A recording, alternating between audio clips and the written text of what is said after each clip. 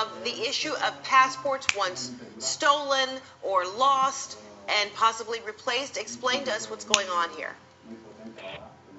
That's the big question that investigators have, and it's something that people are really on here. If indeed those passports were lost and stolen, or they reported lost and stolen, the authorities are saying that they were. So the question now becomes, how did someone get on board this Malaysia Airlines plane with these documents that should not have been valid?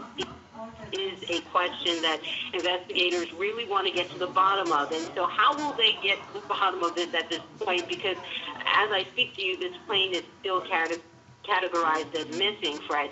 So, I spoke with one expert. He says one of the major points of access or points of information for investigators is going to be going back to that airport. They're going to want to video from these airports. Who went through that security line? Who got on this plane? Who was using that passport to get onto this flight if it was not indeed a valid passport? That will be a part of the investigation. We do know that from our correspondents here in the D.C. Bureau, our national correspondent did reach out to the State Department, and the U.S. officials, they are aware of this, and they say that they are looking into this issue, Fred. But this investigation is going to be huge. It's not only about who are these two people who got on with alleged, invalid passports, but there's so much more to this. They're not only going to want to know who was on the plane, but they're also going to want to know what was on the plane, what kind of cargo was being carried in the belly of the plane. So they're going to want that cargo manifest. Was there undeclared hazardous material that may have caused an issue here? They're going to be working that angle while simultaneously looking at the maintenance records of this plane as well, Fred. I mean, this investigation is going to be so complex. You just mentioned off of the top the search area, the rescue teams. They're focused on over the water right now. So that's what will make this investigation so very complex, because their search focus is over the sea.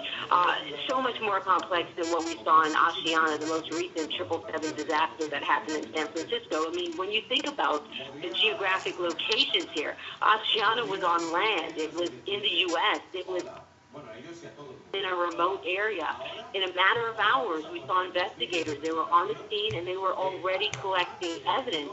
But in this incident, it's still a big mystery. They still haven't even been able to locate the plane or the passengers at this hour. So with the focus, and if the focus truly turns out to be over water, and if it turns out to be that kind of investigation, the tough task, Brett, is going to be finding the wreck.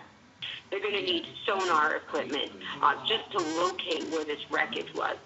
The most important piece of evidence is going to be what people often call those black boxes, the data recorders. There is no telling how long that could take. When you look at Air France, Flight 447, that went down in the Atlantic. They did not find those recorders for nearly 2 years later. So that just goes to show how complex this possibly is. And so the difference in, say, that Air France flight, when the depths, were very great, whereas here in the South China Sea, if it did go down in the area that at least Vietnamese authorities seem to believe right now, it's much more shallow water. Detecting that ping in that plane might be a little bit easier. Is it your understanding that, Renee, the reason why the NTSB would be involved in this because there are 3 Americans on board, or is it simply the interest of any airline that would go down in any part of the world that the NTSB would want to be part of the investigation? Right. So, Fred, we were in contact with the NTSB yesterday, and their official comment is that they're closely monitoring the situation. They haven't said that they're officially participating in the investigation. That being said, we do believe that they will be participating in the investigation. There's a few things that come into play. The airplane, the Boeing 777, it was manufactured here in the United States. So, the NTSB would want to know exactly what happened here. If it had something to do with the plane, they would have an interest in learning what factors here were as far as this crash goes.